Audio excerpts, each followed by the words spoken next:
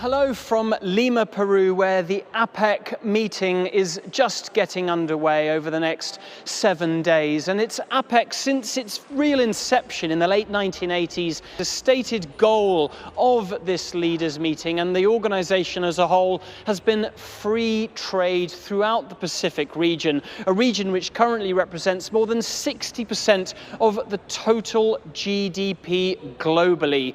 Free trade, though, has never been realized fully within APEC economies, specifically because the United States has always resisted it. So what do we have today? Well, since 1998, we've had what's called the CPTPP, the Comprehensive and Progressive Trans-Pacific Partnership.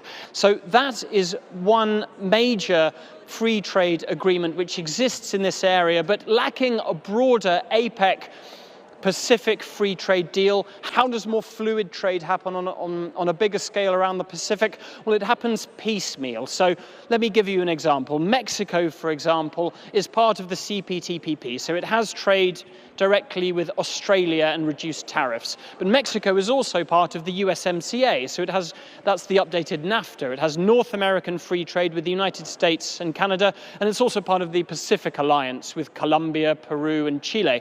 So if products are coming from Australia, for example, or Vietnam, they enter into Mexico through the CPTPP, and then depending on the rules of origin of each individual trade deal, which Mexico has with other partners in the region, products which are then in Mexico can then advance with lower tariffs into places like Peru, the United States, and even Central America. These APEC free trade deals are going to be pieced together like a jigsaw puzzle around the region. But it's meetings like this at APEC, these leaders' meetings, where these steps are taken towards greater free trade within this region, which, as I mentioned, represents more than 60% of global GDP, more than $50 trillion. So we're talking about an enormous economic potential here.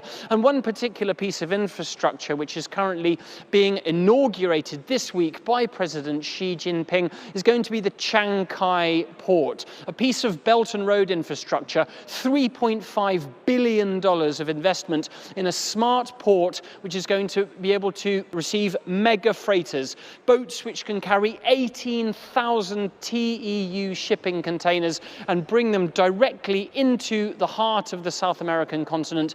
And from there, well, they go onwards. So that's going to be an enormous influx of imports, much more export potential, and also for logistics. Of course, it's not only entering into Peru. It comes into Peru, it goes south into Chile, it goes north into Ecuador, Colombia, Venezuela, and then east also into Brazil. So this is a very important piece of infrastructure, and one which is going to greatly advance not only logistics and trade within South America, but globally. Alistair Baverstock, CGTN at APEC in Lima, Peru.